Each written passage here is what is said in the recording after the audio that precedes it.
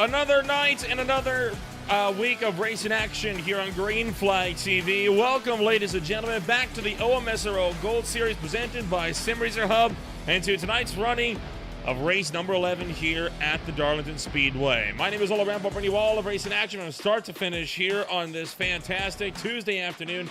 I am joined tonight by Joe LaCastro once again as we get set to take off and see who's going to be doing what and who is going to be where for racing action once again here at the Lady in Black. Joe, it's called the track Too Tough to Tame for a reason. Darlington Raceway, never a track to underestimate.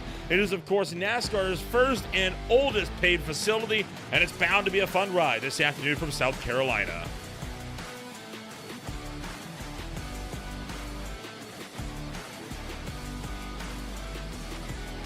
Does not seem like we have Joe at the moment, so we'll take a look at the weather conditions entering racing action here this afternoon. 75 degrees Fahrenheit on the racetrack, only 2 warmer than it is in the air. 9 miles an hour blowing off to the west with some pretty high humidity here as well. Of course, this race going to be taking place under full cover of darkness, and of course the championship standings enter racing action here tonight. You see him on the top right of the screen. Cole Fraley right now standing atop the points boards, and he's got quite the gap back to Connor LaFrance, Sean Bounty, Ryan Dingler, David Farmer, all still within the top 5. Ryan Dingler, though, not present this afternoon. He is likely going to lose that top 5 position here by the end of the night.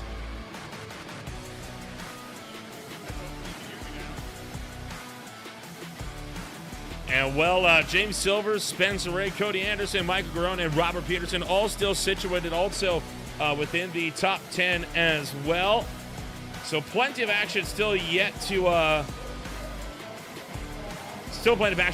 go here in the season. Of course, we are getting closer and closer to season's end. And of course, we take a rundown on how the schedule is shaking up here after a little bit here this afternoon. And right now, we are looking to be working our way into the end game of the season. Atlanta Motor Speedway is up next with a legacy layout, and of course, still plenty more action still yet to come as we are still battling through quite a few technical difficulties on our side. So we're going to take a step back and move back with more in just a moment on Green Flag TV. Stay with us.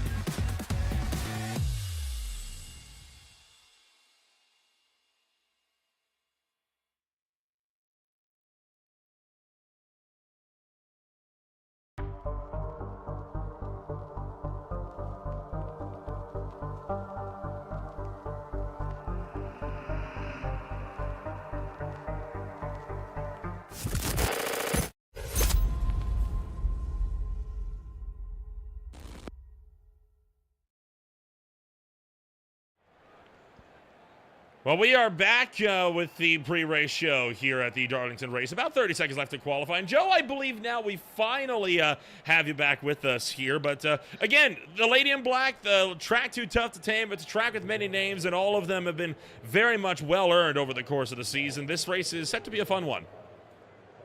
Yeah, I'm looking forward to it. It's good to be back here in the saddle with the OMSRL boys and going around 110. It's not going to feel like it, I don't think. I've got a feeling it's going to click by here as we get ready to see this. And you're right, there's a lot of nicknames that this bad girl's gotten. I'm looking forward to seeing exactly how she's earned them. Every time we come here, it seems that we just gets reinforced a little more and more. This is not a track that can be tamed.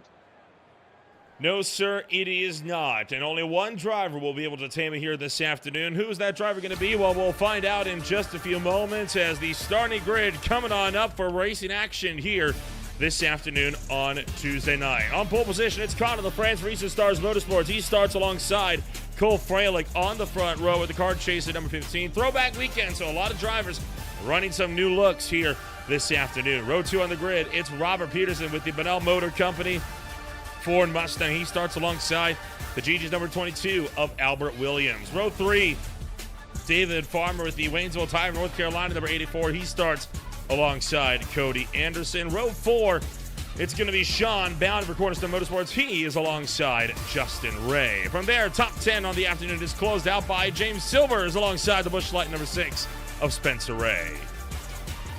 Moving right along, it's Davey Hazard in the 11th spot with Tyler Grennett in 12th. Barrett Morton in 13th with Joseph Plager in 14th. Moving on, Sean Kaiser, in 15th with Matt Grenier in 16th. Austin McCoglin in 17th with Michael Guerin in 18th. In 19th, Tyler Hurlbut, and 20th, Noah Swafford. Back down to the 21st place, it's going to be Clinton Sneed alongside Wes Wiegand. From there, you got Maxwell Kroll and Dylan Wilbers on row number 12. Row 13 on the grid, headed up by Brett Rucker and Justin Wilson. Jacob Noyes bringing it up with the GoDaddy number 5. He starts alongside Chase Wright. And then closing out the field, it's going to be Ryan Dingler, Colton Hopfer, and Stephen Purcell. Ryan Dingler making his first appearance here right at the buzzer, so he will make it to racing action here this afternoon. Drivers now all gridded up on the front straightaway and ready to rumble here this afternoon. Connor LaFrance has been making a lot of waves in the last several weeks as he tries to battle his way towards the top of the standings, with Cole Freilich to his outside. Has been a real driver to contend with. These two have been in a fierce rivalry for the championship all season long, and Joe, that rivalry is going nowhere anytime soon. Well, it's about to go 110 laps around Darlington, so I think if any sparks are going to fly, this is the kind of track where you might just see it happen. It looks like there's a lot of room on this track to work with, but ultimately sometimes I see Darlington end up being a track where it becomes kind of a what's the word I want to look for? A mirage, where you think you've got a little room and then you end up with barely any before you end up getting squeezed up on the outside of the track, outside of turn 2. It really is, for lack of a better term, right? I mean, a mirage is the best way you could put it. It really kind of sucks you in. It lures you in, and it's devastating when you strike that outside wall, because, boy, it is going to punch. When it punches back hard. Well, we're working our way through turn numbers 3 and 4. Pace car is going to pull down into pit road. We are happy that you are joining us racing action here on Tuesday night. The pace car is off in the hands now of Cole Freilich, who makes our way to the front straightaway. Time to get the party started. It's go, go, go for the lady in black.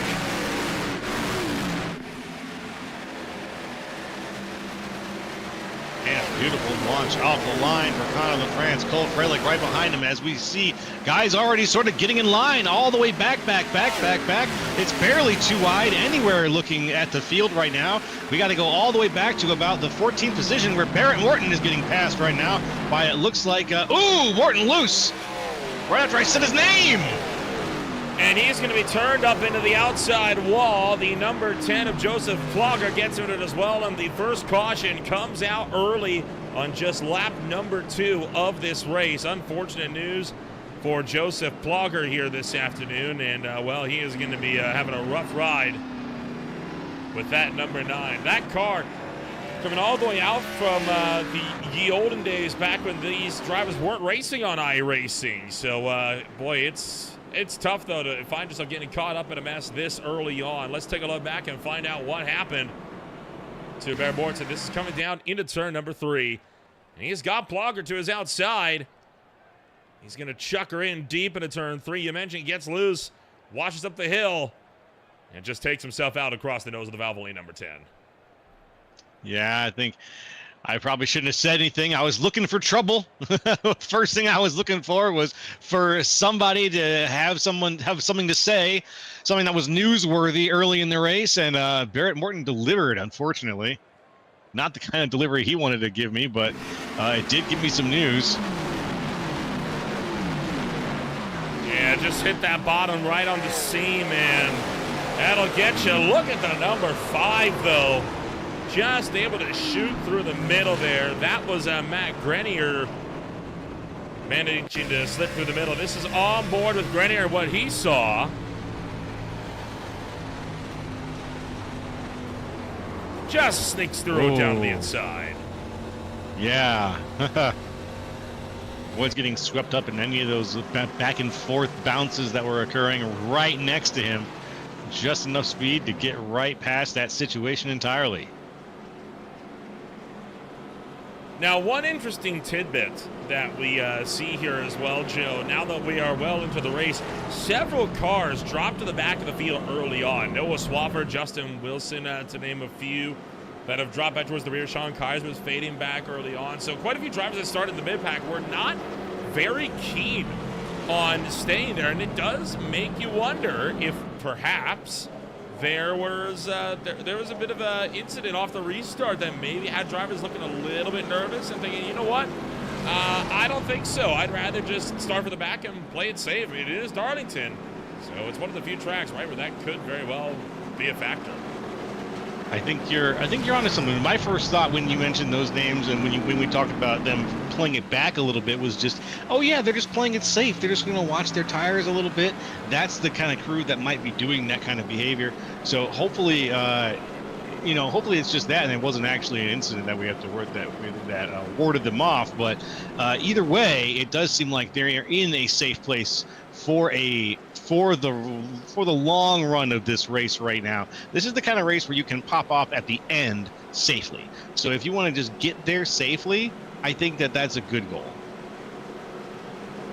Saw a couple of cars actually striking the outside wall on approach to the back of the field. They're under caution as they came off of turn number 2. So some drivers getting their Darlington stripes in early on and maybe hoping that they won't find them later on in the race. Pace car is off, and we will try it again. Coming off with turn number 4. Once again, Conor LaFrance with the control. Further to his outside. Green flag back in the air. We'll do it again. And we'll see if we can get a green flag lap in this time by. LaFrance into 1 and 2 has got a nice line up there, just riding the boards, ripping the boards, as we would say. And it's straight through the back stretch.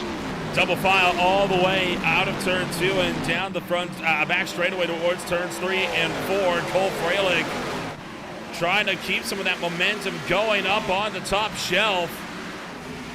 Freilich down on the inside line. Conor LaFrance trying to make ground as well. Cole Freilich setting the fastest lap of the race this time by 31.023.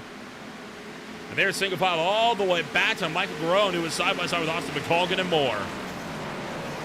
Yeah, that's right. I got eyes on Garone right now. He's right behind Spencer Ray. Garone's had a little bit of trouble. He got a little loose, got up into the wall, got that stripe early. Now he's next to the 51 of Austin McColgan, who himself looked just a little bit loose. These guys are just having a little trouble waking up this package, or they're here on the track. Oh wait, this is an open setup, isn't it? No, it is very much a fixed setup race here this afternoon, as it has been all season long. So, drivers continue with the same car here this afternoon. It's all down to how you manage that car throughout the 110-lap race of this afternoon. Chase right down the inside of Ryan Dingler. Dingler's made up quite a few moves here early on, as Dingler already up 11 spots in the opening 10 laps. Sean Kaiser, after he dropped to the back early on, he is now clawing his way back in the field. He is up to 20th place, and Robert Peterson making a dive on Cole Freilich here for the number 2 spot. David Farmer sweeps through as well, and Cody Anderson does the same. So Cole Freilich losing 3 spots on just the Boeing backstretch. Yeah, that's the 3 spots that, he might not have to be worrying too much about them right now. We're not even yet. We're just now getting into the double digits of lap numbers. We're on lap 9, looking for lap 10 here. So it's still early enough in the race that Freilich might be thinking, I'm going to let them burn it up. If they want to really go for places now, trouble. At this point, go for it. David Farmer going around in turn 4. He's going to pull it up and manages to save it. A big moment, though, for the defending champion for the Waynesville Tire of North Carolina, number 84, Chevy Camaro. Talk about a ride coming around turn numbers 3 and 4. He got hit up the backside and right on board with this wild save that he has coming down to the turn numbers 3 and 4. All right, well, let's see it here. Ooh, wow. Wicked step out sideways, and he's able to wrangle it back in before it gets too gnarly for him. While Cody Anderson continues to pile on the pressure to the back of Robert Peterson. And I think you can see how that seam, again, can just bite and really affect the stability of this car. Yeah, there's banking here to be found, but that seam is deadly, and it's nearly invisible half the time. Anderson continuing to keep pressure up on Robert Peterson just in front of him, while behind Sean Bound and Albert Williams exchanging positions. Headed down to the turn numbers 1 and 2. Behind them, James Silvers trying to fend back Davey Hazard. Stage will be coming to a close at the end of lap number 39. So still a good bit of distance before we get to that point. As Silvers maintains momentum. He now looks to the inside, trying to pick off Albert Williams here down to the turn number 1. Down the inside he goes, and Silvers is through, so is Hazard. Silvers through Hazard. Williams bounces off the wall just a little bit there, we saw. The Gigi's car.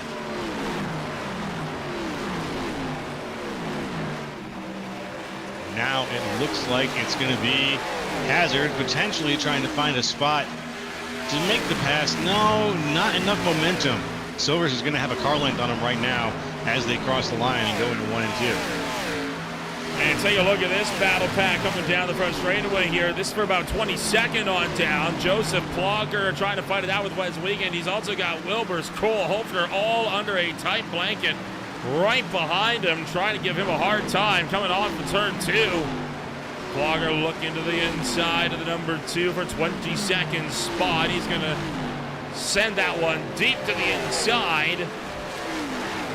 Pushing up the racetrack will be the number 2, and Plogger gets through. Dylan Wilbers in the quad lock number 21, trying to find momentum as well, and he also gets through. We got problems right in front of yellow. them. Sean Kaiser, it's a multi-car pileup. I see Chase Wright in there. Jacob Noyes is there. Clinton Sneed, Tyler Hurlbut. At least 5 different cars getting piled up in the mess. Yeah, I saw that 5 names come across, and I said, "Oh man, that's going to be a big one." We're going to go back and peek that one apart a little bit. Some words being thrown a little bit here on the driver radio. And Sean Kaiser down on the inside, and wow, got into Chase Wright. The 2 that went straight. I think Wright tried to pinch him down, and effectively Wright hooked him hard to the outside wall. Jacob Noyes had nowhere to go. He got caught up in all of this. Tyler Hurlbut screamed to the inside and runs into the back of the 3 after he tried to avoid, and then Clinton Sneed locks it up, and he is going to tag the 24 as well. just the cherry on top. Clinton Sneed just getting involved at the very end there. Unfortunate for everyone who got involved in that stack up, but it does look like there was a little bit of a, are you going to go or am I going to go, you know? It's just a miscommunication all around, like you say, on what the plan was in all of this. Right on board with Chase Wright. This is what he saw. It almost looked like Sean Kaiser overshot the corner from that angle as well. Oh, man, he got piled into. Oof. That'll be some time left on pit road unless he's got a fast repair of some kind, but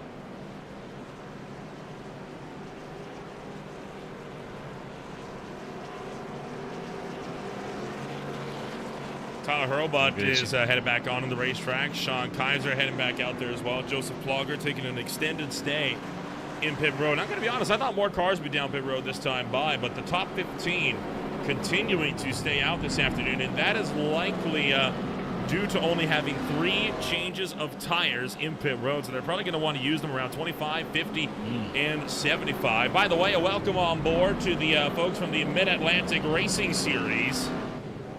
Their race at Iowa Speedway just wrapping on up. This is the reason why we are under caution flag number 2 of the afternoon, as Sean Kaiser gonna send her in deep on Chase right, finished him down too much, hooked him into the wall, and that creates a multi-car crash in turn 2. Yep, there they are, all 5 cars lined up perfectly. You see there. And now back to live. We are getting everyone good to go. Joseph Plogger back out on the track as well now after his extended stay there on the pit. Valvoline number 10 trying to make its way back up to the pack where the lights are out on the pace car, and it looks like we're going to get ready to go. Someone just slapped the outside wall back there. It's the number 50. Justin Wilson smacking the outside wall under caution. Not the first driver to do that. We saw Dylan Wilbers do that under the last yellow flag.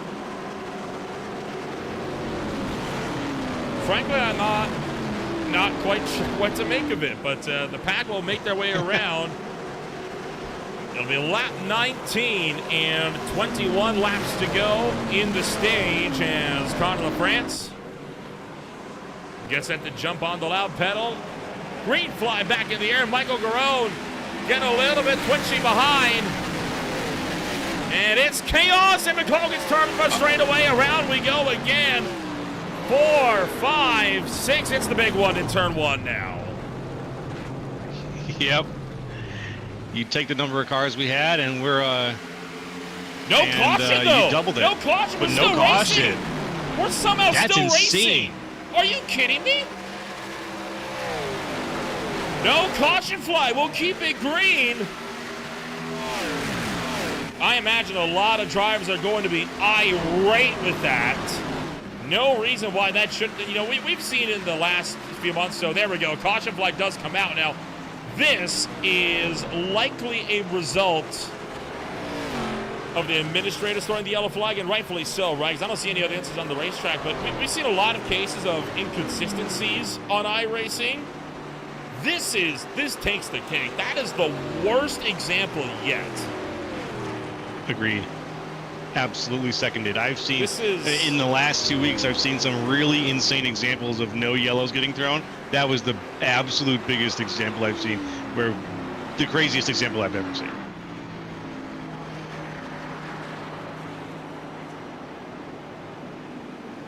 Oh boy.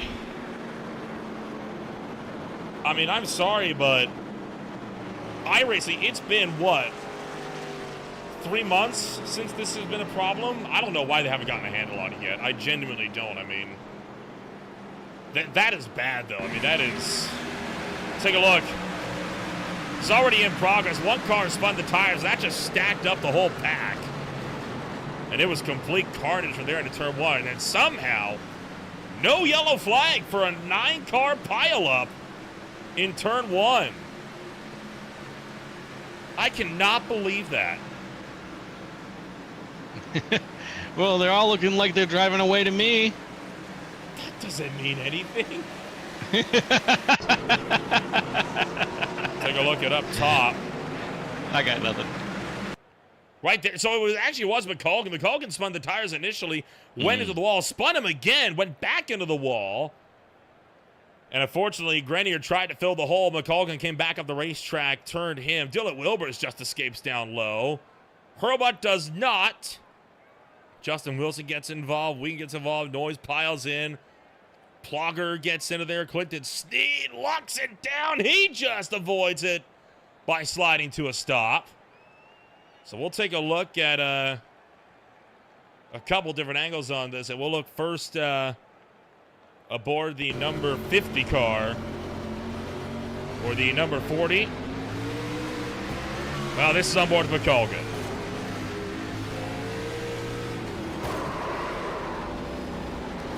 I mean, you heard him keep trying, right? His problem that he kept trying to throttle through. It wasn't working. He really shouldn't have tried to throttle through. Should have just given up, right? It wasn't happening. Yeah. I mean, there was nowhere to go pretty quickly in that situation. Oh, no kidding. Quentin Sneed, the driver that we're going to be on board with here.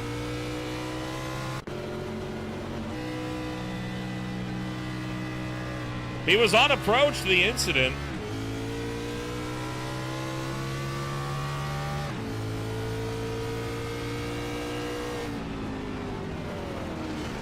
Oh, he did run into the back of Joseph Plogger, but again, just hard on the brakes. Couldn't do anything about it. Yeah. Not much to be done there in that point as we got everybody lined back up here. Conor LaFrance, Cody Anderson right now on the front row. Anderson up 4 from where he started. A lot of people here have shoveled around, but it looks like Conor LaFrance, the pole sitter, is still at the front. Well, so I actually have some updates, by the way, on Cody Anderson here. And this is just breaking in just now. Cody Anderson is not Cody Anderson. It is actually Cornerstone Motorsports crew chief Alex Penn behind the wheel right now of the number 20. Cody Anderson could not attend tonight, so Penn is subbing in and racing on his behalf in his car. All right. Pinstriver. And again, that is literally being told to me by Cody Anderson as of about 60 seconds ago that we found this out. So, interesting updates there. While the green flag comes back out, Conor LaFrance taking off towards turn 1. Oh, up into the outside wall already for Sean Boundy. Struggle to maintain, and we got Alex Penn up into the outside wall. Trying to hang on as he now starts dropping back. That was insane. Cole Frelick just got right up into the back of that car of Penn there. I think it was Alex Penn you mentioned. And now more trouble. Dylan Wilbur's hard to the inside wall. A massive crash on the front straightaway. Multiple hard impacts up into the inside wall. And that is going to lead to a bit of a mess.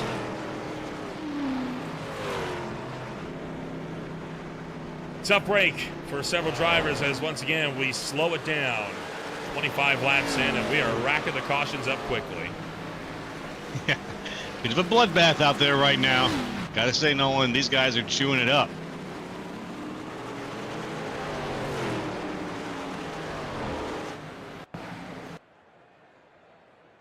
Jacob Noyes with a black flag to serve. This started up the road, though. Watch the number 21 here of Dylan Wilbers. This is on the back straightaway. It's going to happen coming off of turn 4.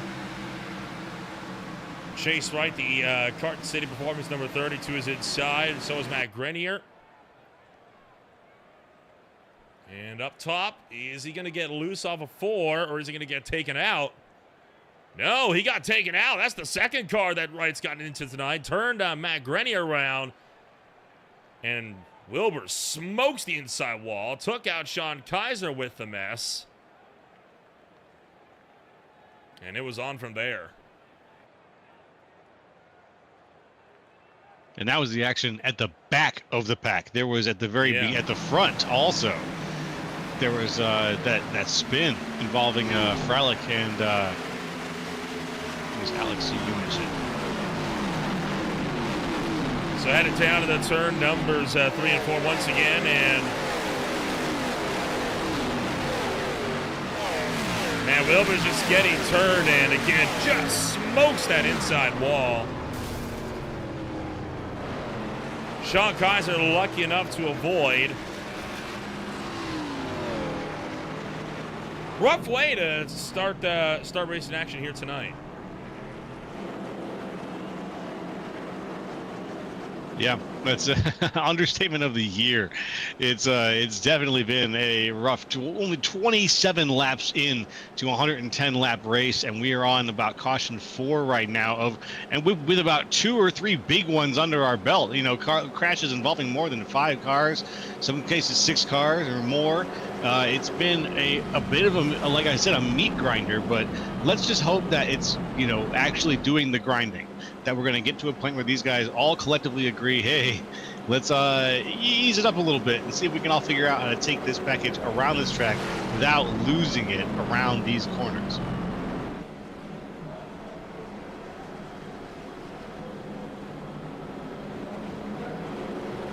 Should get the one to go signal this time by. Get the one to go signal, we shall. It'll be 11 laps to go in stage 1 when we take to the green flag. Already we are working now. I believe this is caution number 4 of the afternoon in the opening 30 laps. Well, you and I were talking earlier tonight, right, about this race had the potential to not really be that long of a night. Well, certainly not panning out that way.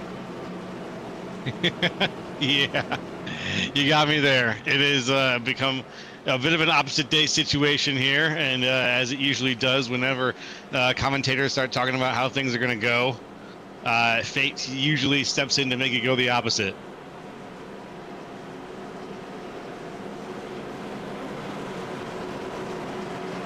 But hey, these guys have got these beautiful OMSRL throwback liveries on tonight. You've already informed me about a few of them, and we get to see the rest of them going around. It's been a pretty night here on OMSRL. Sure has, and still set to be a good night going forward. We just hope we don't see more of these paint schemes getting torn up for the end of the night. Green flag up in the air. Cole Fralick spinning the tires this time off the jump. Well, Conor LaFrance runs away to turn number 1, and boy, Fraley with a massive chop to James Silvers. Now Fraley looking for the inside to the race lead. Caught LaFrance napping in turn 2, and he's going for it. No kidding. Fralick almost a little bit loose there. It almost looked like he was putting the car in Tokyo Drift mode. Boy! Now he's side by side, door to door with LaFrance. Door checking the 88 up the racetrack in turn number 2. Again, we are not even halfway through this race, and already the gloves are coming off in the fight for the lead. Well, Fraley's attempt didn't work. Conor LaFrance held that top spot, saying, nuh-uh, you're going to have to take this one the hard way. And he's not, again, he's proven to this field he is not going to be bullied out of the way for this lead. You're going to have to work for it. Absolutely, and work for it. He's trying, but Cole Fralick now falling back about a car length and a half here on Conor LaFrance. LaFrance's line is pretty immaculate here. He's got a bit of a line that takes him out to the wall, but then back down to the inside, and it's just not something that Fralick has been able to exactly emulate, though right now you can see he's trying a little harder than he was earlier to find exactly where that magic is that Conor LaFrance has been able to pick up here on the track tonight. One car length off. We'll see if Fralick has got enough energy to put another challenge into the back of Conor LaFrance. Albert Williams, Justin Ray, both going at it here as well. As Williams trying to hold on against that number 38, but here comes Justin Ray looking for the inside line. Battle for 7th into turn 3. Justin Ray pushing up the racetrack. Albert Williams up to the outside wall. And so far, Justin Ray maintaining solid pace down the front straightaway, and Ray's going to clear him into turn 1. Here comes Spencer Ray trying to follow through. That's the problem with Darlington, right? If one driver gets through and one's close enough, you leave the door open because you just can't crank the car to the inside fast enough to cover off the wall. And look at the line of cars the inside. Williams is at risk of losing another 4 spots. Oh, hold on. Tyler Grinnell got a hit by Plogger entering turn number 3. He gets sideways. That opens up a hole for Williams trying to tuck down the inside and get clear. Thought for a second there we were going to see a 3-wide situation, but Grinnell stayed just ahead. Ooh, the number 3 coming back out onto the field. Jacob Noyes just trying to avoid some traffic there, but Grinnell's now staying ahead. Ouch! Bouncing off the wall for a second, though. He's a little ahead of Albert Williams. And it looks like one of our lap cars also, I think, might be in the middle of that mix there. And deeper in the field, a bit of side-by-side with McColgan, Sneed, Grenier, Kroll, and Swafford, who will now see to get themselves single-file out as well. And oh, here's another fight as well. Colton Hopner with that old David Rudiman throwback scheme, getting up and into Stephen Purcell. Now looking for 3 wide again. Alex Penn in the midst of this fight of the number 20. He's trying to look to the inside of Wes Wiegand. Penn's making the pass right now on Stefan Purcell. There he goes. Wiegand just a little bit ahead of him now in the number 2, the Waynesville tire car.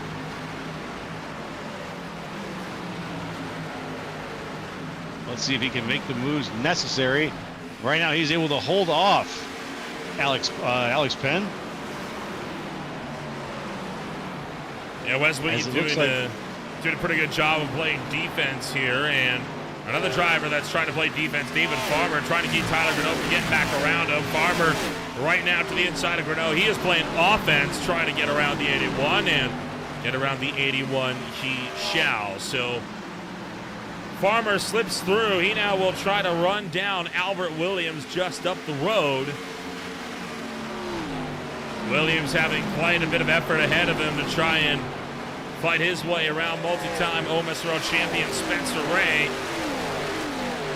Only 2 laps to go here before the end of stage number 1. There will be no caution. We will award points to the top 10. All right, that's coming up soon. Let's see what happens here as everyone wants to be in a good spot to get those early points. Conor LaFrance has sort of cemented his position in first right now, but Cole Frelick is still holding off James Silvers. Silvers trying to make the pass right now down on the inside. The number 4 has got a quarter panel here on Frelick. Oh, so close right now. He's right in that panel. Oh, that's terrifying. No, Frelick across the nose. Up into the outside wall for Cole Frelick. It's not the first time that CSM and Skill Nation Motorsports have come together. Conor LaFrance out of the corner, and oh man, multiple cars hard into the wall, including Cole Frelick. Conor LaFrance coming off of turn numbers 3 and 4, and in the drag race down to the start-finish line. LaFrance with the win. Silver's in second. For the rest of the top 10, it's Peterson, Frelick, Hazard, Ray, Farmer, Williams, Grinnell, and Dingler are gonna take it as we got a big crash on the straightaway. Oh my goodness! And multiple vicious impacts. And Spencer Ray got struck several times coming across the line.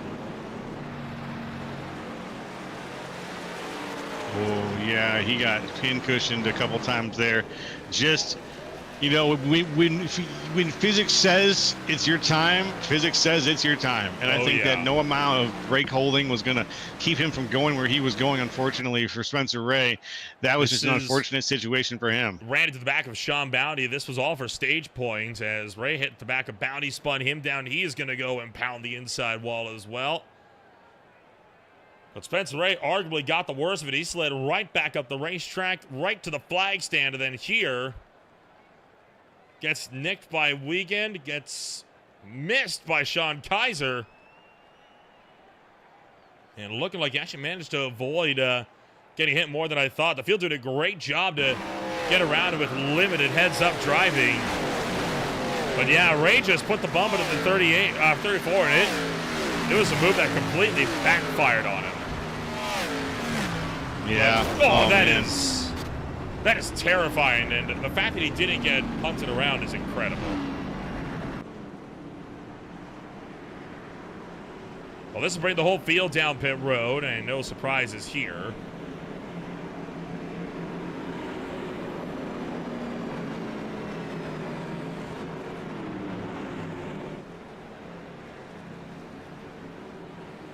Yep, the whole field's coming down. Like you said, this would be the time to use one of those 3 tire sets if they haven't yet.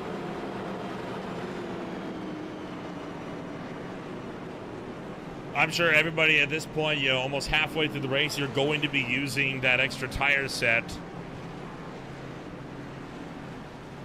Several drivers up onto the jacks, and they're going to be off and away.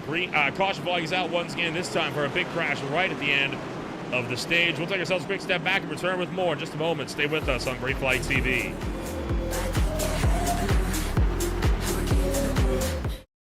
Racing isn't easy, but experiencing it is. iRacing puts you in the driver's seat with the industry's leading sim racing game. Drive on laser scan replicas of the greatest racing circuits from around the world. go head-to-head against other drivers chosen by skill-based matchmaking to ensure competitive racing at every level. Compete across all your favorite series in officially licensed cars engineered to deliver the most accurate driving experience possible.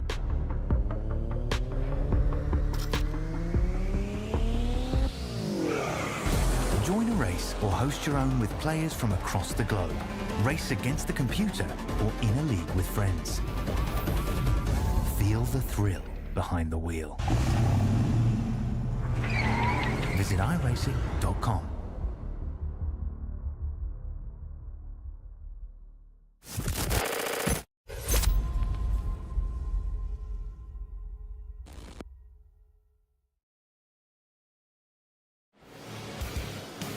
Welcome back to Green Flag TV. Racing action set to kick off once again here at the Darlington Raceway. The field making their way down the Boeing backstretch. We are getting set to go Green Flag Racing stage number 2 here this afternoon.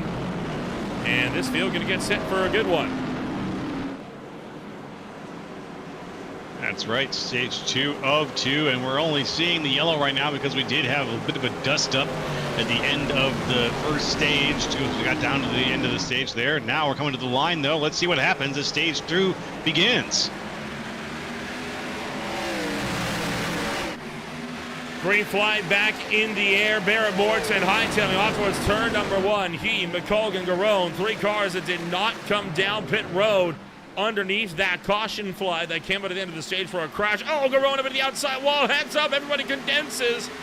They were able to keep it out of each other for the time being, but that whole shot Motorsports number 66 has seen better days, and now looking for 3 wide. Davey Hazard caught in the middle. Frailing loose on the bottom. Farmer going to shoot it up the middle. Around goes Renault, and around goes a couple of them. David Farmer going around to the front straightaway. He's going to spin to the inside. He takes Ryan Dingler with him. And multiple different accidents on the front straightaway. That was really about 3 different crashes there coming in all at the same time, Joe. Yeah, that was several different things all happening at the same time. That's a good way to put it. It really wasn't one big one. I was trying to follow the action as you were calling it, and as I kept looking, everywhere I looked, something else was going on.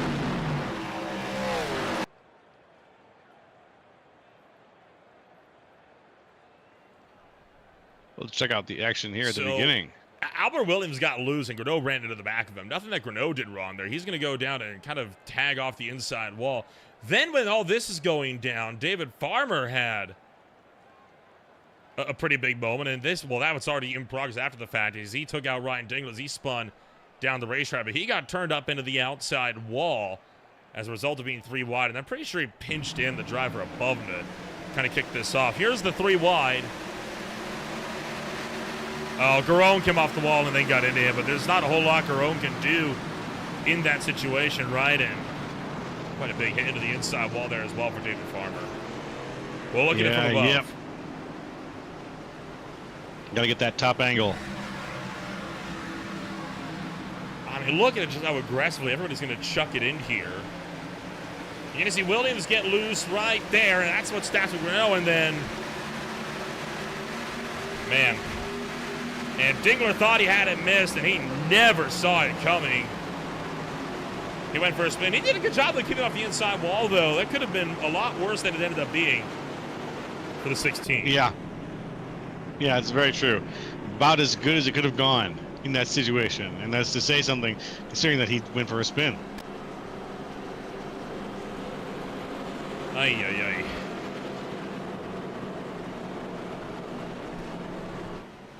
That's also probably the best way to put it. Ay, ay, ay, ay, ay, ay, ay.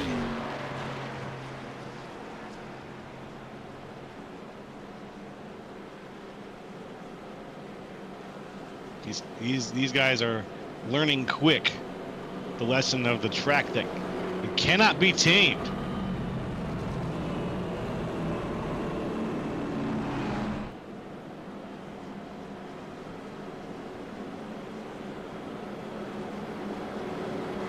Well, the field going to get set to reset one more time. And I think somebody's got to get on the horn and start letting these guys know, hey, you got a lot of race left. I mean, if we keep on throwing it in here aggressively like it's a green-white checkered finish, and it's not the case. I mean, drivers have been, it's been all take, absolutely no give today.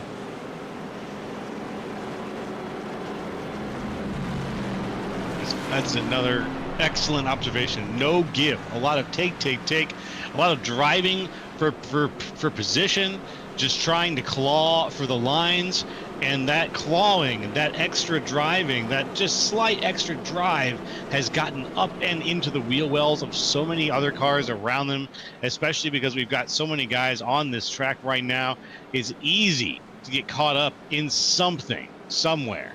And if you're not single file, like we've seen the front of the line go single file pretty quick in some cases.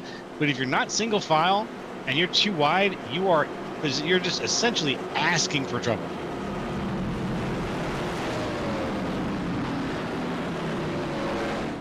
Barrett Morton coming around through turn numbers 3 and 4.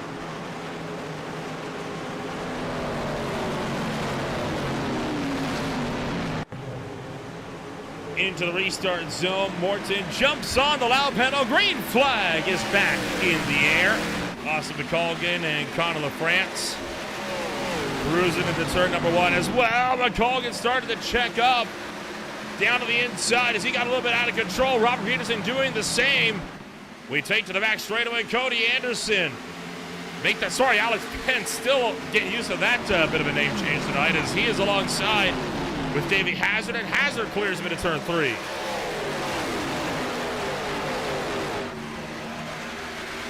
Look out. We got more problems. Kroll going around, Paul going around, back up the racetrack. No brakes from Kroll at all. And Spencer Ray again hard into the inside wall. Boy, guys cannot catch a break tonight. No, there is something in the water, and it's going around. Everybody's getting it. No kidding. We'll take a look back at what happened here. This is going to be Maxwell Kroll. Started with him coming out of turn numbers 3 and 4.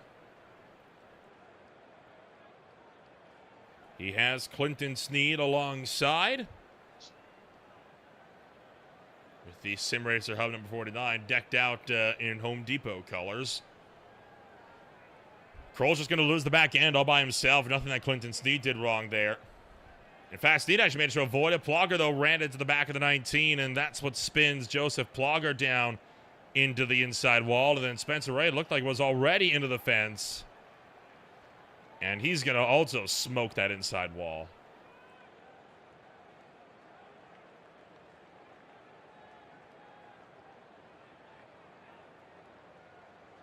Do you reckon these guys are ever going to be able to catch a break tonight? Yeah, you know, I might have just as much luck if I flipped a coin and told you. At this point, I feel like my predictions are pointless. Ray had some help. David Farmer ran right into the back of the number 6. Take right on board with Farmer. And again, not the first time that this number 84 car has been caught up in dramas this season. Mile 3 and 4, and he just tags him. He was fending the throttle a little bit. Spencer Ray was trying to lift for the incident. I guess Farmer didn't realize there was an incident ahead and ran him over. As it looks like Spencer Ray is going to be out for the rest of the race. Tough break. He had just come off of having a stellar outing just 1 week ago, and well, now he is sent to the doghouse as a result.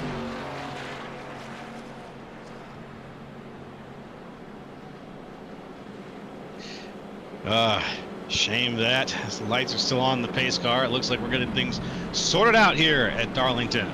Lap 52 of 110.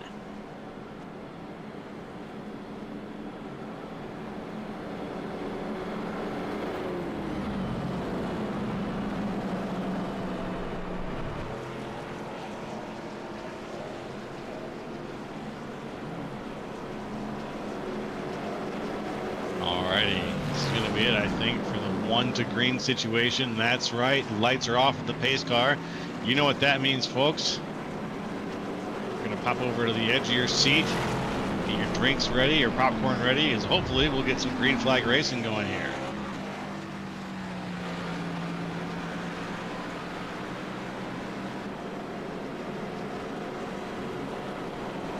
Welcome along to all the folks watching us live here on Green Flag TV on the Tuesday night for the OMSRL Gold Series presented by Sim Racer Hub. It has been a war of attrition here this afternoon. You know, this kind of start, start race, this is what I was expecting out of the Richmond Raceway last week, but and that race went relatively clean. Evidently not so this afternoon as well. The field makes their way through 3 and 4. Onto the France will be the one to jump on to the loud pedal. We'll try it again over halfway home, this time through. Green flag. Up in the air, we're back to racing.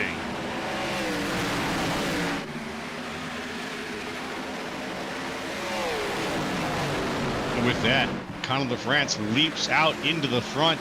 James Silvers, number 4 behind him right now, about 2 car lengths back. Let's see if he can hold on. Ooh, a little loose there, Silvers, but he's good. Yeah, a little bit loosey-goosey, but he holds on to it, and let's see now. He got a huge gap forming. 3 wide into turn number 3 as David Farmer down to the inside. He backs out. Brett Rucker able to pull clear. Noah Swafford still in the mix as well as the pack thunders down the back straightaway into turn number 1. Sean Boundy trying to make a move here on Albert Williams as Cole Freilich going at it with James Silvers down to the turn numbers 3 and 4. Farmer and Rucker going at it.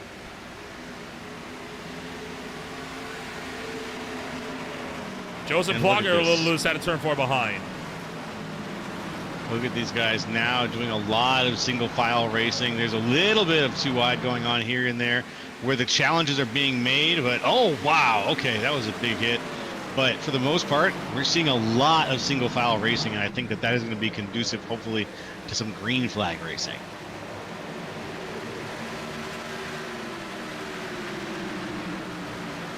Off of turn number 4. David Farmer to the inside of Albert Williams. Brett Rucker trying to skate through as well. Williams, a driver that is on, he's on less optimal tires than that of Farmer up the road. And, oh, hold on, into the outside wall big time for Davey Hazard just up the road. And Sean Boundy gets around the half lane, number 75. So Boundy gets through, and, well, Hazard now on the backslide. Yeah, that was really tough for Hazard, I got to say. It's the kind of thing that can chew the car's capabilities up a lot earlier than you want them to, and you're only about halfway through the race. He's only got maybe another set of tires left, so let's hope that he can keep these on the car for a little longer. Clinton Sneed gets around the outside of Brett Rucker. Michael Garone goes around the outside as well. Cole Fraley now looking down to the inside line of James Silvers. Fraley punches a hole through, and he's going to get clear. Oh, hold on. Rob Peterson into the left rear quarter panel of Silvers. Causes a check over Peterson, but they're able to recover. He's going to block all the way down the back straightaway, Austin McColgan. And Alex Penn remains in the wings. Whoa. Oh, man, what a block. And now Alex Penn sitting there in the number 20. Looking for McCoglin here. Down on the inside goes Penn. Not quite. Not quite. Did not this time, at least. Justin Ray trying to make a gamble as well as Ray's going to hold it down on the inside. Cody Anderson is going to head on up there with Sean Kaiser. You've also got Sean Boundy still very much in the wings. 50 laps to go from round number 11 at the Darlington Raceway. And we are single file on what is so far one of the longer green flag runs we've had on the night. That's right. Fingers crossed, man. Fingers crossed. But it's been looking nice and competitive. Yeah, sure has. Lots of competition throughout the entirety of the field today. Riding on board with Sean Boundy, as he has been trying to reel in Sean Kaiser just up the road. Oh, has to check up there big time. Coming out of turn 2. Savoy running into the back of the 24 entry. Just in front, you see Justin Ray attacking McColgan, and Ray's going to get by the M&M's number 51. Penn running Anderson's car behind, going to try and make some ground as well. Sean Kaiser now looks to the inside. That's where the action's at right now. Watching that happen. What Clinton Sneed a little ways back in the 49 did just make the pass on the 16 of Ryan Dingler. That Sim Racer Hub Home Depot car holding it down with a decent pass. A bit shaky, but decent. Now he's got a car length on him. He's going to go ahead and try to sneak his way up closer to Albert Williams, but he's got a little ways to go. Thankfully, he's got plenty of time to try to make that up if he wanted to.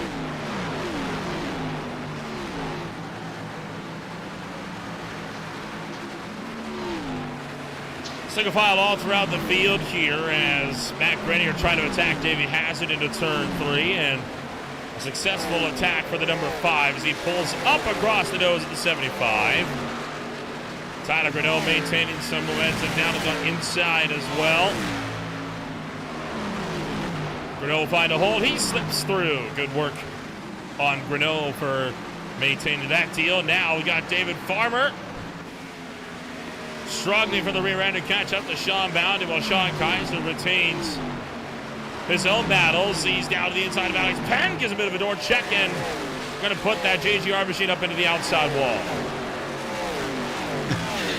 Not where it goes, unfortunately, but where it could ultimately end up here at Darlington.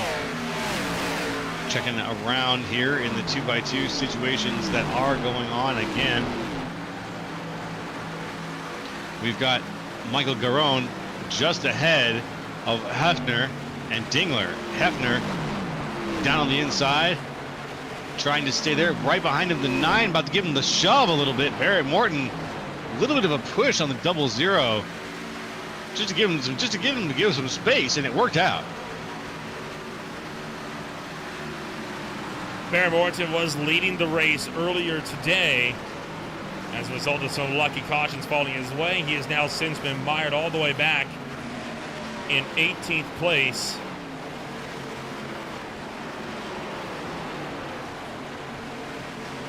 Colton Hefner, as you say, still up the grid. Ryan Dingler now under attack from Wes Wiegand. Wiegand going to look to the inside of the Valvoline number 16. Wiegand going to just barely get, not quite, nope, not clear. As the 16 trying to fight this one out, and finally Wiegand does clear down the front. And you still got Farmer McColgan going at it. That's what you like to see. That's what you like to see. Oh, going wide already. Farmer McCoglin. Sorry, McCoglin down there on his own. Behind him though, it's Alex. What was Alex? Who was that sitting in? Alex for Cody Anderson. Alex Reed, was it? Alex Penn. Penn, thank you. Corrected on the timing tower a while ago now, as Alex Penn trying to maintain that momentum. Normally the crew chief for the Cornerstone Motorsports crew. He's got Tyler Grinnell looking at the inside, and Grinnell forcing his way through on the number 20. On the DeWalt 81, trying to hold that run to the inside, and no mercy being shown to the substitute as Tyler Grinnell trying to fight through. Can't get the nose in there though again. Not quite at all. His Penn moves forward and maintains that number 10 spot. He's had a pretty good drive tonight. It's but that number 10 spot has been a hard-fought one. He's got cars behind him lined up to challenge for it, and even right in front of him, he's got cars that want to keep him in that spot by playing a little defense. So we'll see what how much further he can crawl his way up through the rankings, or if this is going to be kind of where things plateau with the number 20. 40 laps to go. It'll be 39 at the line. From 9th on back to 14th. The fight remains hotly contested as Penn now trying to attack Austin McColgan. Tyler Greneau in the mix here as well. Tracking up to the outside, forces the issue. Boy, Greneau taking issues with that number 20 car this afternoon, really forcing the whole wherever he can. Now a fierce shot to the shorts, puts the 20 to the wall. Door checks him back into the fence. Greneau's done playing. And I think that is sending a message there to Cornerstone Motorsports that he's not going to tolerate that anymore. Davey Hazard also pinging off the door of the number 20 down the backstretch. Wow, the 20 is not getting any love right now. Here comes the 49. He is not. Wow. Here comes the 49. Also door to door for a split second there.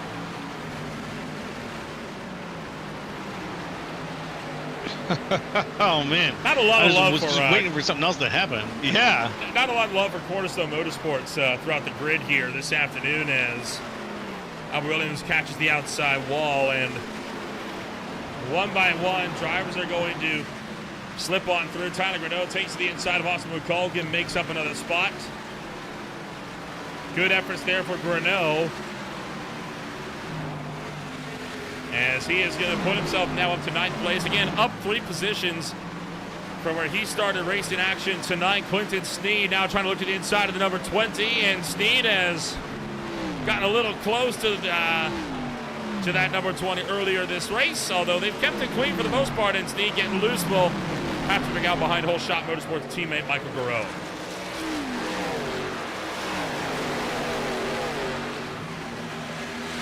Everybody's lined up now. You can see here as we're on lap 75.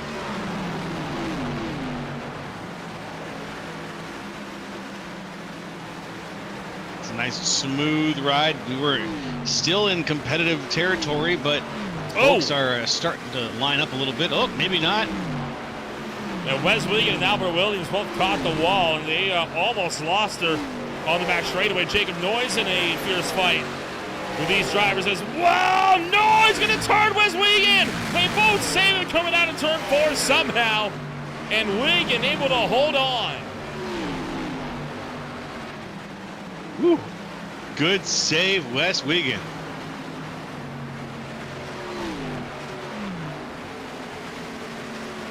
Really amazing save there. Multiple cars at the wall in the background with Dylan Wilbers and another driver, Maxwell Kroll. We keep eyes on this battle pack here because this has been it's been an extremely aggressive fight among these drivers, and nobody has been willing to give anything to each other in here. I think for now things have finally started to kind of die down now that Alex Penn has been filtered to the tail of this battle pack, but oh man, we get again into the outside wall. This number 2 car cannot figure out turn 2. Cannot figure out turn 2. No, that's the death trap, my man. That's the thing that's waiting to snap up all of these guys into some sort of crazy situation. It's turn 2. As soon as you get out of it, that's where the magic's happening.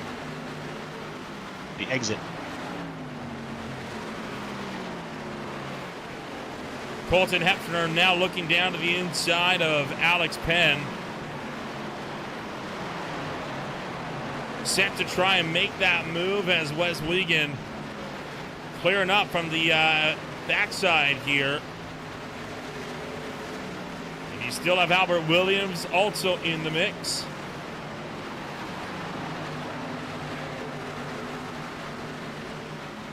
Williams is down 15 from where he started tonight's race. Yeah, he's had a tough drive.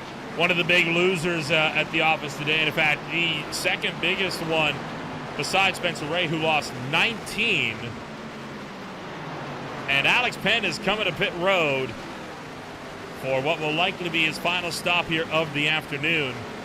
So if that is a scheduled stop, that means that drivers cannot go the distance with 31 laps to go. No, sir. Means we're going to see some more stops, probably.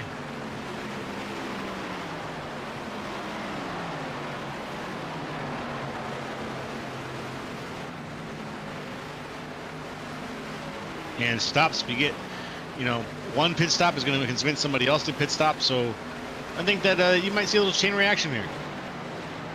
Most likely, as you got McColgan, Garone, Sneed, 11th through 13th.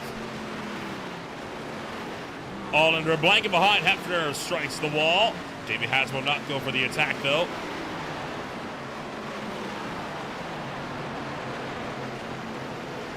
So Haas going to get set to make a drive here. Well, for the most part, the battles around the racetrack have dropped off, at least on a side-by-side perspective. You still have Pole Shot Motorsports teammate Garone Sneed trying to apply some pressure to McColgan, although I think they are more trying to force McColgan into a mistake.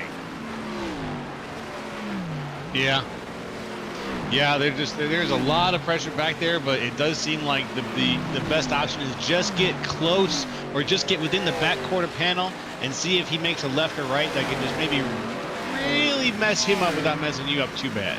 Let's watch this right here. Verboorten gets into the wall. Michael Garone looking to the inside of McColgan.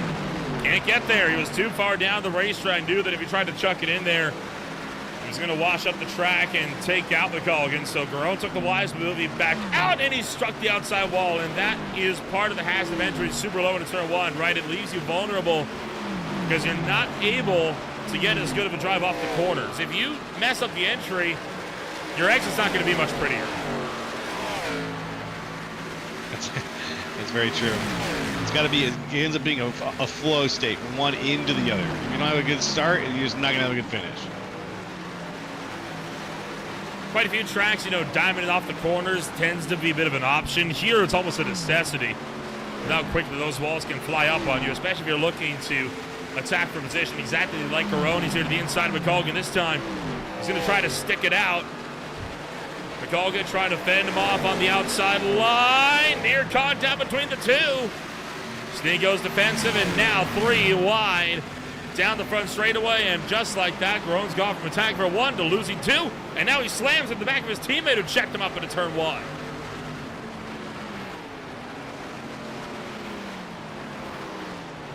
Okay.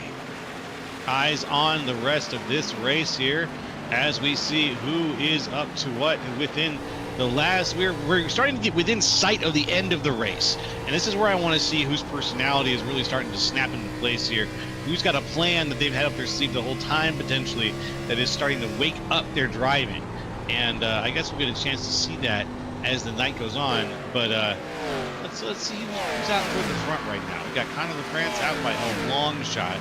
Old Frelick out there by a pretty good shot as well. It's just there's not really a good chance right now to see how these guys up at the front would do again if they were rubbing shoulders at this point in the race. Oh, look out, Clinton Sneed way sideways out of turn number 4. Yikes. And the pack able to gather it up mostly, but right on board with Clinton Sneed, as this one got a little bit dicey coming out of the final turn. Let's have a look. Started to lose the back end, overcorrected, and then made a wise move to just lift out of the throttle, or he was going to make some pretty hefty contact there. You cannot, you just cannot try to throttle through a loose moment like that. It's never going to help with these cars. It's only ever going to exacerbate. Can't throttle through it. That's some good advice I'll keep in my back pocket here. You can't throttle through it. Not in this car, not here. Well, not unless you want to throw it into a 360 spin and try to gather it up that way. But even then, you're still going to need to lift out of the throttle at some point to get the car back underneath you. True. Got to give it a shot. Clinton Sneed has retaken the 13th place spot from teammate Michael Garone after that. Yes, Garone catch the outside wall. Sneed trying to go down the inside of McColgan, who blocked him this time going into turn 3. Sneed gets the nose ahead. But McColgan with that outside line, able to try and battle back. Down the front straight towards turn 1. Michael Garone up on the outside line. Oh. And McColgan clears Clinton Sneed. into turns 1 and 2.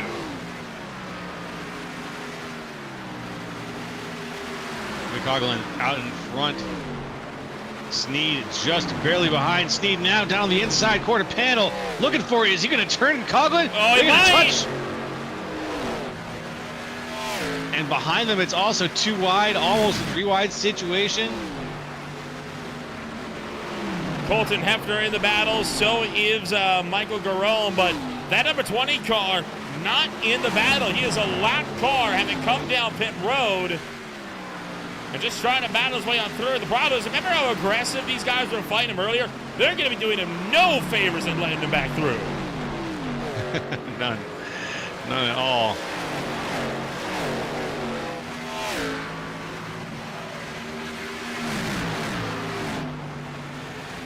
Here we go. Good camera angles here as we watch these guys zoom around this track. Now the lights on here at Darlington. Things looking really slick here for a night race. Boy. Oh, not too slick though. That wasn't slick. We need to stop saying that. Every time you say it, somebody just craters the outside wall trying to move it back by another 6 feet. Do I try reverse psychology at this point, Nolan? What do you think? Do I say that it's just going to wreck the whole time? I wouldn't even try that. I don't like that either. I don't like that either. I'm just going to go ahead and say that talk about the pretty flowers. I don't know if that logic tracks, but we'll run with it. We'll see if it works. All I'm going to say, right, that wall's been there for decades. It's not moving anytime soon. No matter how hard they try. Another place where that's a common sight is, of course, the Dover Motor Speedway as well. Often a hotbed for wall strikes as well. Rockingham Speedway, another big one for that. But today we are still at the Lady in Black as McColgan continues his battles to try and keep Clinton Sneed and co behind. Checking back into the front runners, Robert Peterson, James Silvers, and Justin Ray. Still within 0.2 of a second to Cole Fraley. The race leader, Connor LaFrance, pulling out a gap of 3.4 seconds now in the field.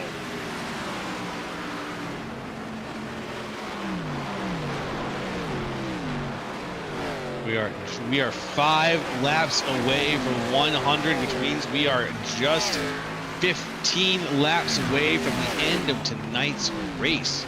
15 to go here.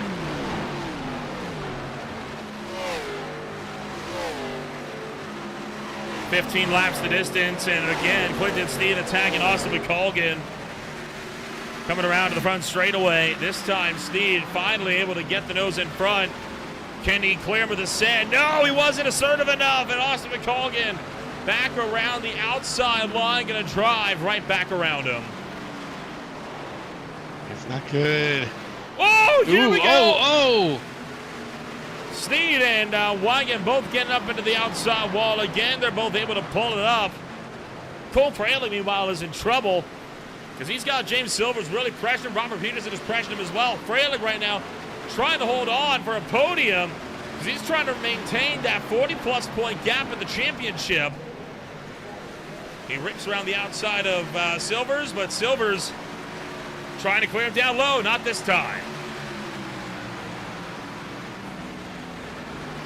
Not quite this time. Here we go, though. The 97 eyes on Robert Peterson right now. Not a name we've had up in third place. I don't know. You mean that's where he started the race? Was in third place? But it seems like he's been fighting his way to get back here or to hold on to this spot during the course of tonight's, really tough race. This race has been brutal. It has been physical, and there's still a lot that can happen in 12 laps. Case in point, 3 more cars pop up smoke out of turn number 2 as they body the outside fence again. Clinton Sneed once more trying to send it to the inside of Austin McColgan.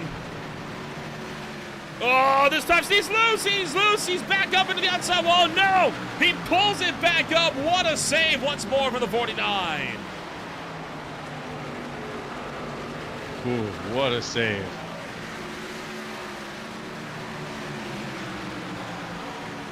$11 laps to go.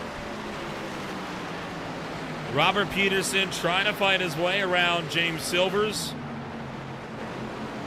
And Austin McColgan couldn't make the distance. McColgan is coming to pit road with only about 10 laps to go.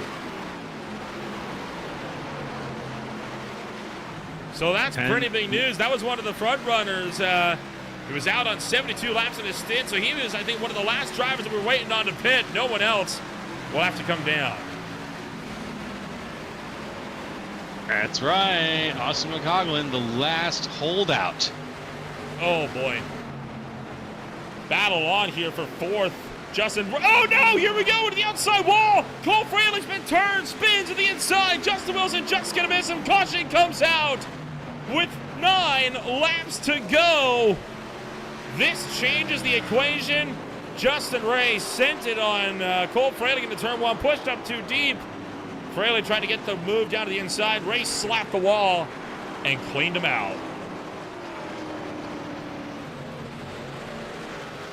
An unfortunate situation, so close to the end. Like you said, strategies now out the window. Whatever strategy you thought you had for the green flag possibility, well, that's all just changed as everything has stacked up here. Is now we all have to survive a restart again when we're this close to the green-white checkers. So let's see if these guys can pull it off. Ooh, maybe a bit of extra contact there to put Ray back into the outside wall from Cole Fralick, who was really trying to fight hard to fend this thing off, and Ray into the outside wall. And unfortunately, Fralick did that to himself, pushed up into him, and then Justin Wilson caught the wall as well. He was chasing his car down to the inside, and he was lucky to miss the 15 as he spun down the racetrack.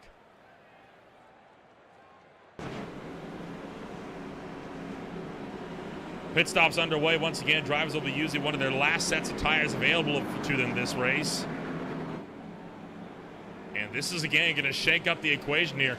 Do you reckon anybody tries to take 2 to jump the field? Ooh, that's a good question. Now would be the time to try it. Yeah, let's see who pops off first. Watch for anybody to hop off the line right about now. So far, not seeing anybody taking 2 tires. Looking like 4 is going to be the call for pretty much everybody here on the grid. Aaron Morton took 2 tires. He is going to move his way up into potentially a top 5. And he will exit pit road in 6th. So Bear Morton just jumped to a healthy handful as he has shaved off 5 seconds in pit road. Everyone else taking 4. We'll be back with more in a moment on Green Flag TV. Racing isn't easy, but experiencing it is. iRacing puts you in the driver's seat with the industry's leading sim racing game. Drive on laser scan replicas of the greatest racing circuits from around the world. Go head-to-head against other drivers chosen by skill-based matchmaking to ensure competitive racing at every level. Compete across all your favorite series. In officially licensed cars, engineered to deliver the most accurate driving experience possible.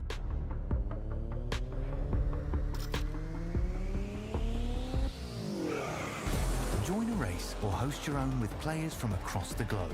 Race against the computer or in a league with friends. Feel the thrill behind the wheel. Visit iRacing.com.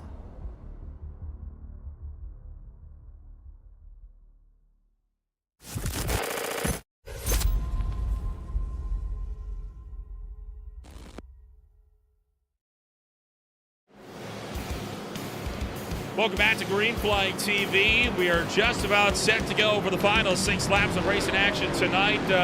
Might as well ramble alongside Joe LaCastro, bringing you action for what has been a bit of a wild one at Darlington. Pace car is off. Overtime possibility is high as Connor LaFrance leads the way back to the restart zone. Green flag in the air and racing action resumes. Now here we go across the line on 105 out of 110 with 5 laps and there left to we go. Silvers taken out immediately into turn number 1. Spins down to the inside. A single car crash will put James Silvers in the back.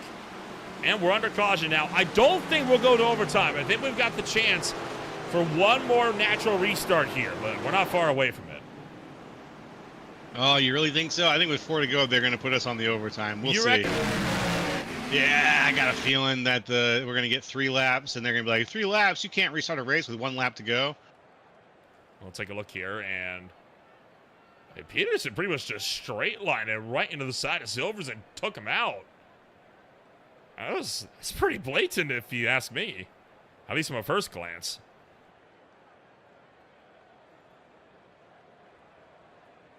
That's not a race. It's a motor. James Silvers taking another look. I don't know how else to put that, really. I mean, Silvers has not been making friends tonight. I mean, that's been made pretty apparent now. There is the argument. Robert Peterson could have gotten hung up down on the apron. Will ride on board to the number 97 here. Now runs into the second place. Watch this here. Right here, he gets into the flat. That could have... Okay, nope, never mind. That excuse just went out the window. You heard him right there. He throttled up mid-corner to push up the racetrack into him. Yep. Well, that's what I get for trying to play devil's advocate. You tried to find some rationality. I tried, and then I listened, and I was like, oh, never mind. No, that sounds bad. That sounds even worse. Yeah. Yeah, nothing you can't really spin that one there. Let's just read it. Read the cards as they lay, as they say sometimes. Pretty much.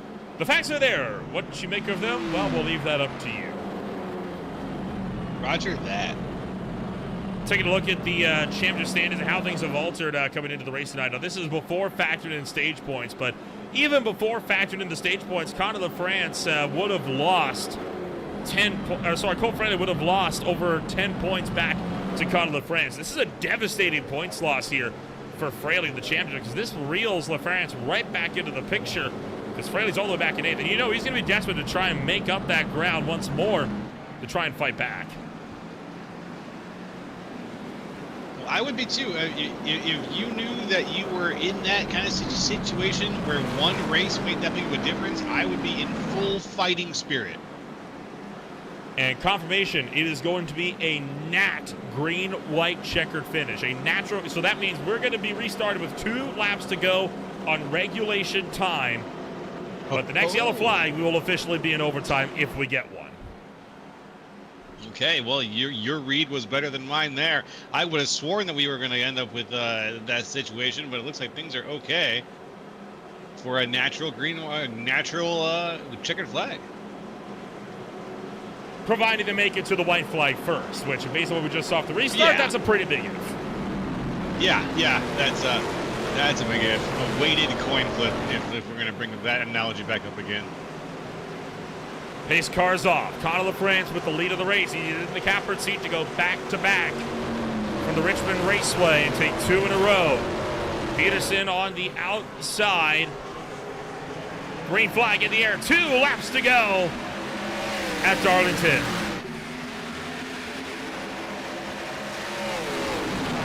Okay. LaFrance out in front. Oh, already some wall contact there from Kaiser. Clinton Steed sideways in the background. He's able to pull it up before he fully goes around. David Farmer with a massive send to the inside of Sean Kaiser, trying to pull up across the nose out of turn number 4. Will make it to the white flag. 1 lap to go from the Darlington Raceway. Conor LaFrance out in front. Robert Peterson nowhere to be found. This race looking to be done and dusted. Out of turn number 4, Wes Wiggin looking like he may have had problems. Oh my goodness, a massive crash in the background. Wiggin smokes the outside wall. He took Silver's way that we'll look at that in a moment. Conor LaFrance coming out of turn number 4. LaFrance, back-to-back winner for Richmond and tonight at Darlington. A well-earned one for Conor LaFrance. Robert Peterson in second. Justin Ray rounding out the top 3.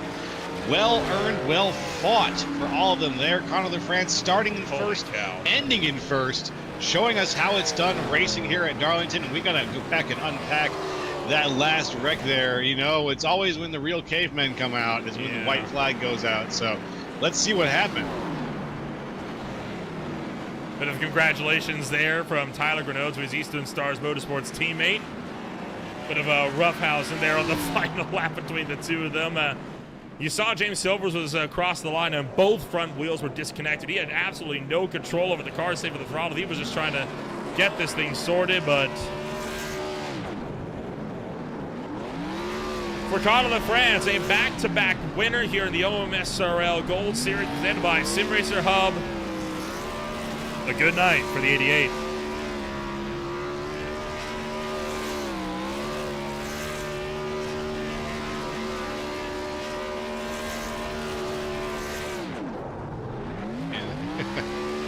There he goes, burning it down right now for us on Victory Road. And we'll take a look back We'll take a look back at what happened here to West Wiegand and Co. This is coming off of turn number 2 here.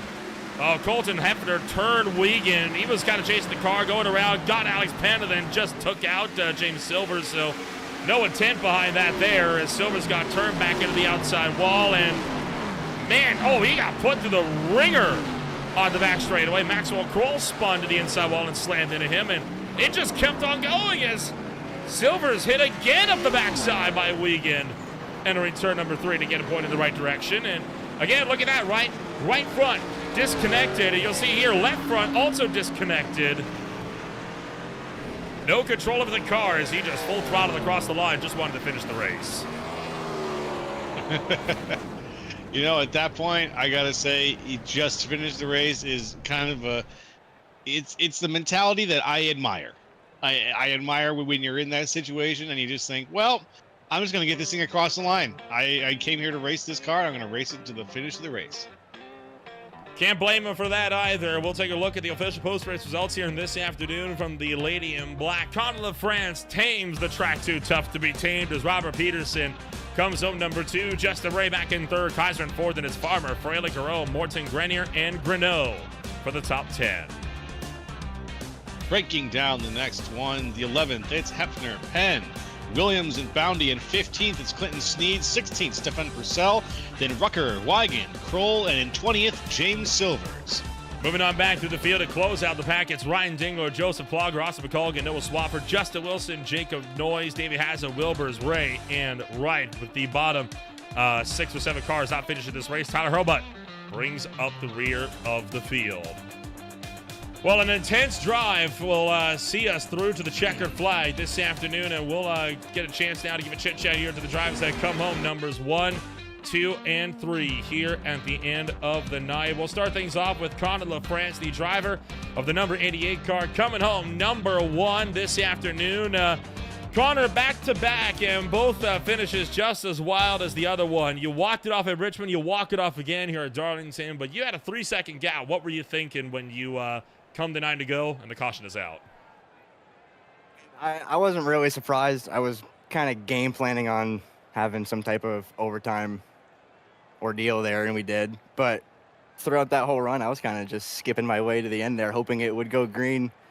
Because I think by the time the caution came out, I think it was more like 4, almost like 5 seconds. So that would have been nice to have just walked away with it completely. Overall, a very stellar outing for you in that number 88 car, and you've been one of Cole Fraley's main title rivals in this one. And with Cole Fraley finishing back in 6th, they're able to reel in the points a good bit here this afternoon. Do you think you still have a shot to contend for that championship in the next few weeks? Yeah, I know he's going to bring his A game for just about the rest of the races, so I'll have to do the same. But if I can best him one or two more times, I think we might have a close battle here. Next race, we swing to the biggest, baddest track of the NASCAR circuit, Talladega Superspeedway, a track anything can happen at. Do you reckon you can potentially go for the hat trick at Talladega?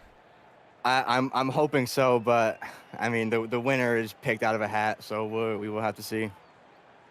All right, we'll wish you the best of luck when we go racing once again next week in Alabama. Congratulations on taking home number 1, and we'll see you next week when we go racing at Talladega Superspeedway. Thank you, sir. Connor LaFrance comes home number 1. We'll move on down to Robert Peterson, the driver that comes home 97. He is standing by with Joe LoCastro. Robert Peterson, all right. Second place finisher tonight, up 1 from where you started in 3rd place. So you managed to stay up there. Well, what was your secret for staying ahead of things tonight? Because as you saw, there was a lot of yellow out there on the field. Yeah, there was quite a bit of carnage. I mean, the main strategy tonight was just try not to get back there. So, you know, the big thing for me was just only pit when a whole bunch of people were pitting. You know, try and stay with the crowds, try and stay ahead of most of it. Fortunately, didn't have to do too much avoidance. Had a little bit of contact there in those last couple of restarts. I'm not totally sure how I feel about it just yet, but you know, for the most part, it's a really good race. Saved enough tire to stay up front. Just stayed out of trouble most of it, and you know, brought it home. Very good, very good. And tell us really a little bit about your livery tonight. Is that an OMSRL throwback? How far back does that go? Well, it's if I'm being honest, I didn't really have a throwback, so I went on trading paints and spent about 5 minutes there just looking for a throwback that was up to the current template for the car. So this is what I could find. It's a Mario Andretti car from the 1967 Daytona 500. Oh, all right, all right. Hey, not bad, not bad. I just really liked the color scheme on it. So I figured I had to ask just to get a little information about it. But it's a nice, slick look for a throwback week. So thanks for picking that one out of the bunch there.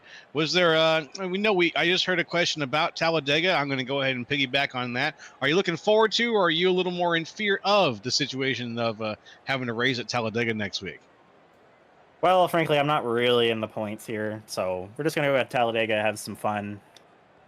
Talladega, Daytona, only tracks I've won on this circuit, so, you know, hopefully get a good result, try and see what I can do, and, you know, have some fun at least. Yeah, it's not bad. It's a good way to be going into it. All right. Robert Peterson, everybody, 2nd place. Thank you, Robert, for everything. We look forward to seeing you race next week, and we will talk to you later. Thank you, sir. We'll see you there. All right, I'm gonna pass the microphone back up to you, Nolan, and you're gonna talk to our 3rd place finisher. At least I would. Justin Ray not available for comment here this afternoon, so we'll have to close things out with just 2 of our podium contenders here. A bit of an interesting race here at the end of the night, and still plenty of action yet to come. It's Talladega Superspeedway for a 60-lapper coming on up in just 1 week's time. And Joe, you and I both know Talladega. It's the wild card of wild cards, and with it being this late in the championship, it's going to be an intense night. It is, yeah. Wild card, you know, wild card of wild cards. We're always waiting for the big one. Well, we just saw a couple of big ones here too. So I too think that I'm ready for the big one at Talladega at this point, my friend. But either way, it's one of my favorite tracks to watch a race at. So I'm excited for it. And we just talked to a guy who won a race at it. So maybe next week I'll be looking for Robert Peterson to come away with the checkered flag. When we go racing next time out, it will, of course, be at at Talladega Superspeedway coming up in just 1 week's time. But before we get to that, still more action to come on Greenflight TV.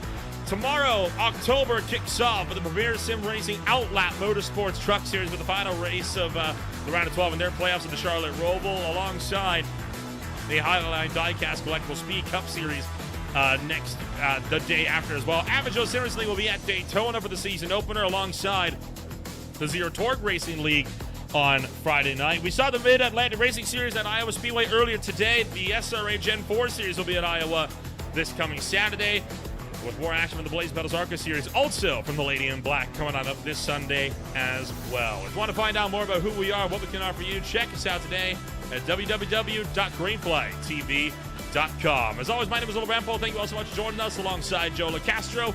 We'll see you when we go racing next week in Talladega.